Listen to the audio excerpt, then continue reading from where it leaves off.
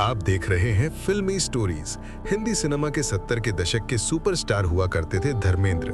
वैसे तो धर्मेंद्र की जिंदगी का विवादों से गहरा नाता रहा, फिर चाहे शादीशुदा होते हुए दूसरी लड़की के प्यार में पड़ जाना हो या फिर शादी के लिए मुसलमान बन जाने का फैसला।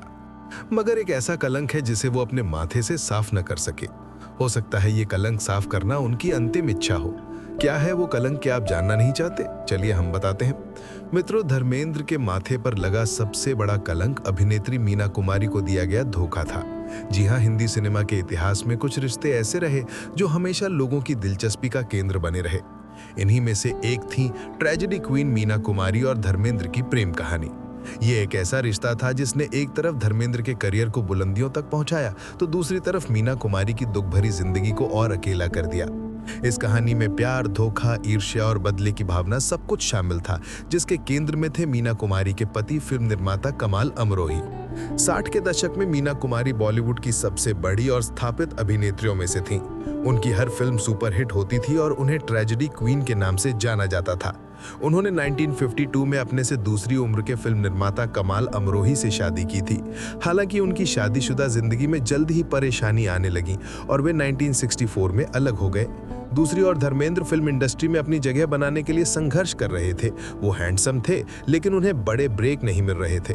धर्मेंद्र, जो खुद मीना कुमारी के बड़े प्रशंसक थे, उन्होंने फिल्मों में हीरो बनने के लिए खूब संघर्ष किया। मीना कुमारी की जिंदगी में धर्मेंद्र का प्रवेश उस समय हुआ जब वो अपने पति से अलग होने के बाद अकेलेपन और भावनात्मक उथल-पुथल से गुजर रही थीं। दोनों की पहली मुलाकात 1965 में फिल्म पूर्णिमा के सेट पर हुई थी। कहते हैं सुंदर से धर्मेंद्र को देखते ही मीना कुमारी के दिल में कुछ होने लगा था। इसीलिए उनके करियर को आगे बढ़ाने में मीना ने जी जान लगा दी थी। उन्होंने कई निर्देशकों और निर्माताओं से धर्मेंद्र को अपनी फिल्मों में लेने की सिफारिश की। कई रिपोर्ट्स के अनुसार मीना कुमारी ने यहाँ तक कह दिया था कि अगर वो उन्हें हीरोइन बनाना चाहते हैं तो धर्मेंद्र को भी कास्ट करना होगा। उनकी इस सिफारिश के चलते धर्मेंद्र को कई फिल्में मिली। 1966 की ब्लॉकबस्टर फिल्म फूल और पत्थर धर्मेंद्र के करियर में एक मील का पत्थर साबित हुई। इस फिल्म ने धर्मेंद्र को रातों रात स्टार बना दिया और उन्हें ही मैन की उपाधि मिली। इस फिल्म और काजल, मछली दीदी, चंदन का पालना जैसी अन्य फिल्मों में उनकी ऑन स्क्रीन केमिस्ट्री ने दर्शकों का दिल जीत लिया। जैसे जैसे धर्मेंद्र का करियर चमकता गया, मीना कुमारी और उनके बीच की नजदीकियां भी सुर्खियां बटोरने लगी। दोनों अक्सर साथ देखे जाते थे और फिल्म इंडस्ट्री में उनके अफेयर की चर्चा आम हो गई थी। मीना कुमारी और धर्मेंद्र के रिश्ते की खबरें उनके अलग हो चुके पति कमाल अमरोही तक भी पहुंची। कमाल अमरोही मीना कुमारी को लेकर बहुत जुनूनी थे और उनसे अलग होने के बावजूद उन पर अपना अधिकार समझते थे। धर्मेंद्र और मीना कुमारी के अफेयर की खबर जैसे ही उनको मिली, वो गुस्से से भर गए और अपमानित महसूस करने लगे। कहा जाता है कि कमाल अमरोही ने धर्मेंद्र से अपनी पत्नी की नजदीकियों का बदला लेने की ठानी। उन्होंने धर्मेंद्र को सरेआम बेइज्जत करने की साजिश रच डाली थी। वो साजिश कुछ यूं घटी। फिल्म रजिया सुल्तान के लिए कमाल अमरोही ने धर्मेंद्र को गुलाम जमालुद्दीन याकूत का किरदार निभाने के लिए कास्ट किया, जबकि हेमा मालिनी को महारानी रजिया सुल्तान बनाया। इस भूमिका के लिए धर्मेंद्र को अपने पूरे शरीर पर काला रंग लगाना पड़ा था।